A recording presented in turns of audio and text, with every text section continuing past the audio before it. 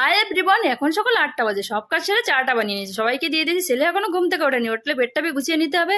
চাটা খাওয়া হয়ে গেছে, বেডটা গুছাতে চলে এসেছি। সকালের নাস্তাতে প্লেন পরোটা বানিয়ে নেবো, আটাটা মাখতে চলে এসেছি। মাখানো হয়ে গেছে, লেচি বানিয়ে রেখে দিয়েছি। এদিকে চলে এসেছি গাছে জল দিতে, গাছে জল দেওয়া হয়ে গেছে। চলে এসেছি পরোটা বানাতে, পরোটা বানিয়েছিলাম সকালের নাস্তাতে। এদিকে হাজব্যান্ড 3 কেজি আম এনেছে, ছেলে বলছে আম খাবে।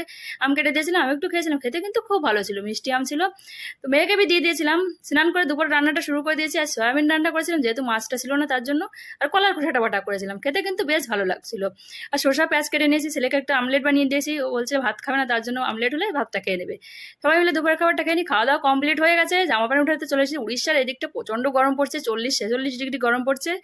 এখন গিয়ে রেস্ট নেবো, বিকাল হয়ে গেছে। দেখতে কত সুন্দর লাগছে, আমাদের গাছগুলো খুব সুন্দর হয়ে গেছে, দেখো নতুন লাগিয়েছে এই গাছগুলো।